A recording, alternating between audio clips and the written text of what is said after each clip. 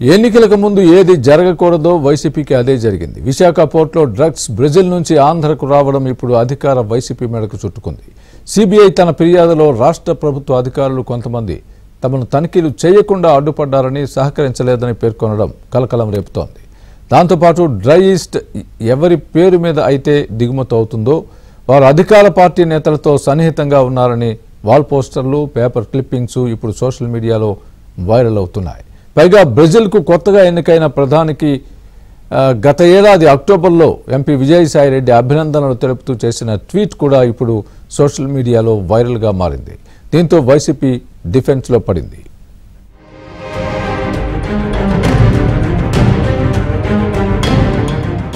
Visakha drugs వ్యవహారం అధికార YCP మెడకు చుట్టుకుంది. బ్రెజిల్ నుంచి డ్రై ఈస్ట్ లోడ్ తో వచ్చిన కంటైనర్ లో ఉన్న మెటీరియల్ లో దాచిన పిల్లెట్స్ లో డ్రగ్స్ అవశేషాలు ఉన్నాయని గుర్తించడం కలకలం రేపుతోంది.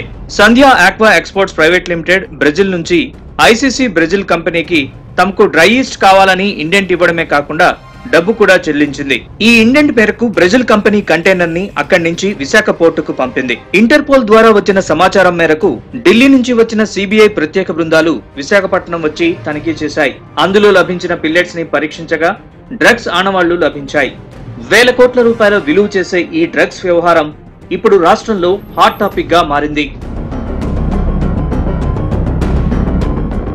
గతంలో గుజరాత్ లోని ముంద్రా పోర్టుకొచ్చిన డ్రగ్స్ చిరునామా విజయవాడ సత్యనారాయణపురంలోని ఆషి ట్రేడర్స్ పేరిట బహిర్గతమైంది. అయితే పదే పదే ఆంధ్ర లింకులు ఈ డ్రగ్స్ వ్యవహారంలో బయటపడ్డం, అధికార పార్టీకి సన్నిహితులుగా ఉన్న వ్యక్తులే దీని వెనుక ఉన్నారని పెద్ద ఎత్తున ఆరోపణలు రావడంతో పాటు ప్రతిపక్షాలు కూడా ఆరోపించాయి. పైగా బ్రెజిల్లో ఉన్న అధ్యక్ష ఎన్నికల్లో కొత్తగా ఎన్నికైన అధ్యక్షుడిని విజయసాయిరెడ్డి అభినందించడం ఇప్పుడు చర్చనీయాంశంగా మారింది. టీడీపీ జాతీయ ప్రధాన కార్యదర్శి నారా లోకేష్ 2 ఏళ్ల క్రితం వైసీపీ నేతలకు బ్రెజిల్తో వ్యాపార సంబంధాలున్నాయని చెప్పిన వ్యాఖ్యలు కూడా ఇప్పుడు వైరల్ అవుతున్నాయి. సంధ్యా ఆక్వా ఎక్స్పోర్ట్స్ యజమానులకు వైసీపీతో సంబంధాలున్నాయని పేపర్ క్లిప్పింగ్స్ కూడా సోషల్ మీడియాలో తిరుగుతున్నాయి. అయితే తెలుగుదేశం జాతీయ అధికార ప్రతినిధి పట్టాభి రాష్ట్రంలో డ్రగ్స్ మాఫియా కోరలు చాచిందని, నంబర్ 1 స్థానంలో ఏపీ ఉందని ఆరోపించారు. జగన్ రెడ్డి విశాఖను స్టేట్ క్యాపిటల్ గా కాకుండా డ్రగ్స్ క్యాపిటల్ గా మార్చారని ఆరోపించారు. ఇవాళ ఏ కంపెనీ పేరు మీద అయితే ఈ డ్రగ్స్ వచ్చాయో, సంధ్యా ఆక్వా ఎక్స్పోర్ట్స్ ప్రైవేట్ లిమిటెడ్, ఎవరిది కంపెనీ? ఈ కంపెనీ యొక్క మేనేజింగ్ డైరెక్టర్ పేరు కోనం వీరభద్రరావు. ఎవరి కోనం వీరభద్రరావు? సంతనూతలపాడు కాన్స్టిట్యున్సీలో, సంతనూతలపాడు అసెంబ్లీ కాన్స్టిట్యున్సీలో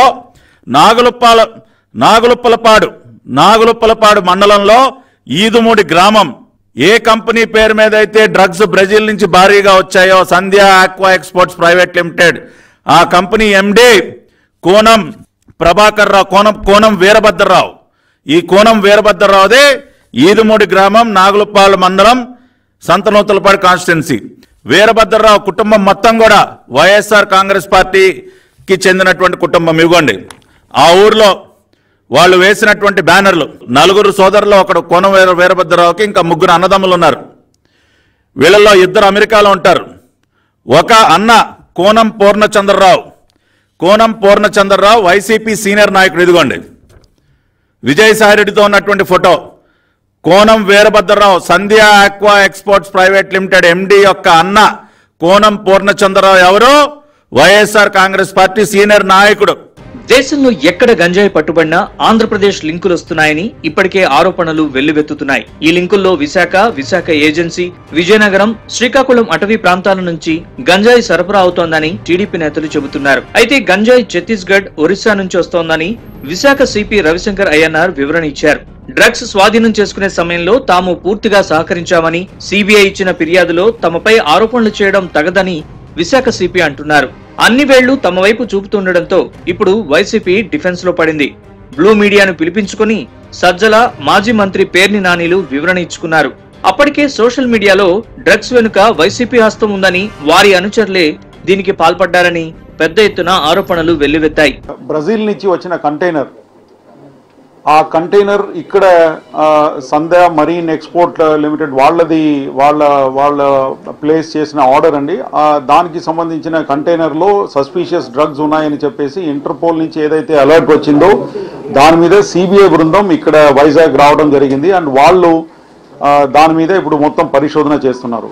దాంట్లో మా గవర్నమెంట్ అఫీషియల్స్ ఫ్రమ్ వైజాగ్ ఎవరు ఇంటర్ఫేర్ కాలేదు. They are coming from Koraput or Malkangiri or Jeypore district.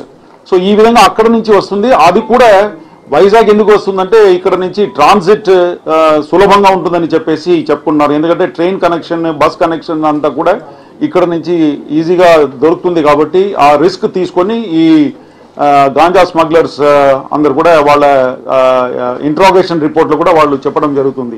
ఎన్నికలకు ముందు డ్రగ్స్ వ్యవహారంలో ఆరోపణలు చుట్టుముట్టడంతో అధికార వైసీపీ ఉక్కిరిబిక్కిరవుతోంది. ఇప్పటికే గంజాయితో బద్నామైన వైసీపీ నేతలు విశాఖ పోర్టులో వేల కోట్ల రూపాయల విలువ చేసే డ్రగ్స్ దొరకడంతో మరోసారి పీకల్లోతు కూరుకుపోయారు. అందులోంచి బయటపడేందుకు నానా పాట్లు పడుతున్నారు.